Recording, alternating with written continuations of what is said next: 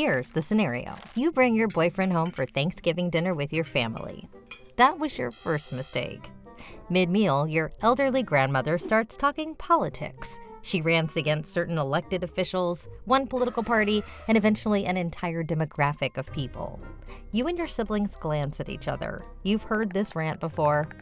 Your boyfriend is a passionate person, especially about certain political issues, and not familiar with your family dynamics. He disagrees with your grandmother. You can see he's getting annoyed and ready to chime in. What's the right thing to do?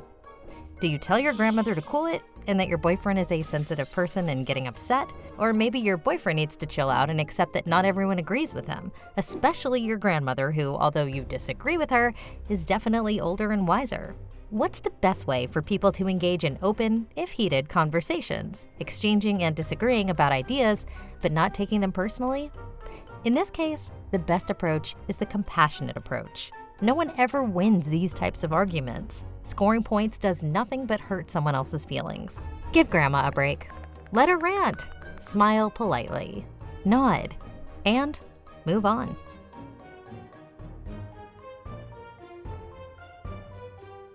Speaking without insult or denigration is often difficult when discussing issues we care deeply about.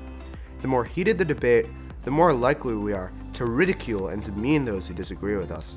Long after the argument is over, any mention of the other opinion or its adherents can trigger a tirade of verbal abuse, vitriol, and snide comments.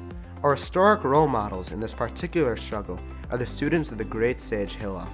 The names Hillel and Shammai are synonymous with great debate. Their Talmudic arguments span the breadth of Jewish law and define Jewish life as we know it today. As a general rule, Jewish law always follows the opinion of the school of Hillel. Why? The Babylonian Talmud explains, the students of Hillel were tolerant and gracious, quoting the opinions of the school of Shammai along with their own. Not only that, but they even quoted the opinions with which they differed before their own opinions. Lashon Hara emanates from the mistaken belief that everyone and everything should conform to my standard. It arises out of an intolerance of differences between oneself and others. Someone else's opinions as opposed to my own. Someone else's politics as opposed to my own. Someone else's beliefs as opposed to my own. Such intolerance is a denial of the divine uniqueness of each and every human being. Question: doesn't an attempt to curtail speech stop us from expressing our opinions or standing up for what we believe in? Answer: no. Reducing Lashon Hara in our community should cause an increase in our ability to discuss issues about which we differ.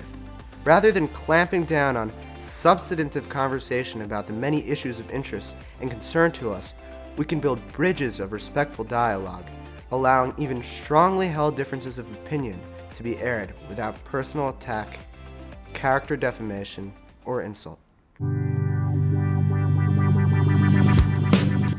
Daily to-do. During one conversation today, acknowledge an opinion with which you don't agree.